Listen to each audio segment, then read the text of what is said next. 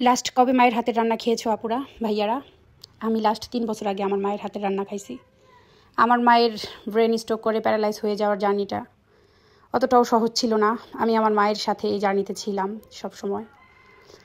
প্রথমে খারাপ লাগতো, নিজের মেজাজও খিটখিটে হইতো, পরে আল্লাহর যেই লেখন ওইটা মাইনা নিছি। আসলে এই ভয়েসটা দেওয়ার সময় আমার খারাপ লাগতেছে, মায়ের এই অসুস্থতার কথা আমার খুব বেশি মনে পড়তেছে। আচ্ছা, মা কেন অসুস্থ হয়? মায়ের কেন বয়স বাড়ে? আজকে অনেক দিন পরে আমরা 3 বোন একসাথে হয়েছি। আমাদের বাসায় দাওয়াত মানে আমাদের নিজেদেরই কইরা খাইতে হইব সব কিছু।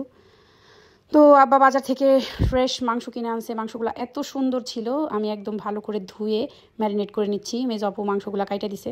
আমাদের বাসায় দাওয়াত একসাথে একক তো খাওয়া মানে সব কিছু 3 বোনের নিজের কইরা খাইতে হয়, কারণ যেহেতু আমার মা একেবারেই অসুস্থ হয়ে গেছে, সে লাঠি দিয়ে হাঁটে। তাই আমরা তেমন বাসায় এখন আর একসাথে হই না, খুব কম একসাথে হই। তো মেজদা এতদিন পরে বাংলাদেশে আসছে, দাদা ভাই আসছে পুরাপুরি 4 বছর পরে। ও একসাথে ওইভাবে আমাদের এখনও খাওয়াই হয় নাই। আমার শ্বশুর বাড়িতে খাওয়াবো করে এখনও মানে দাওয়াতটা দিচ্ছি না। আমি ভাবলাম যে আব্বা আম্মার সামনে আগে আমি তাদের দাওয়াত দিব, তাহলে এই বাসায় আব্বা আগে বলুক সবারই, আমরা একসাথে একদিন খাই। দেখো, একজন মানুষ অসুস্থতার কারণে আমরা এখন বাসায় একসাথে সবাই খাবারও খাইতে পারি না, কারণ মা যে জিনিসটা করতো ওগুলো আসলে কেউই দায়িত্ব নিয়ে কখনোই করবে না। আমিও করবো না, আমার বোনেরাও করবে না।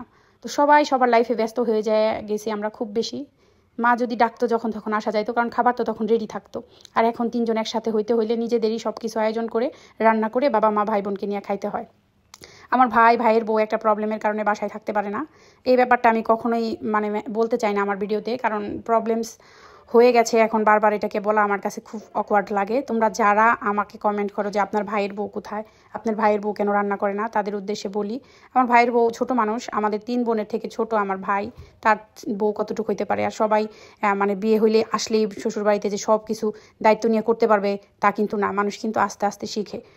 তো এই তো সবাই একসাথে যখন হইলাম, সব কিছুই একে একে রান্না হইতেছে। আমি ঘরের ভেতরে ডাল রান্না করেছি, পায়েস করেছি, রোস্ট করেছি, ডিমের কোরমা করেছি। আর বাহিরে মেজো আপু গরু মাংস রান্না করেছে, খাসির মাংস রান্না করেছে, আর ইলিশ মাছ করেছে। বড় আপু সব আগায় দিতেছে, সানজিদাও একটু গুছাই দিতেছে। যেহেতু আমরা আজকে সবাই একসাথে দুপুরে খাবো, সেই জন্য সব কিছু নিজেরাই আয়োজন করে নিচ্ছি।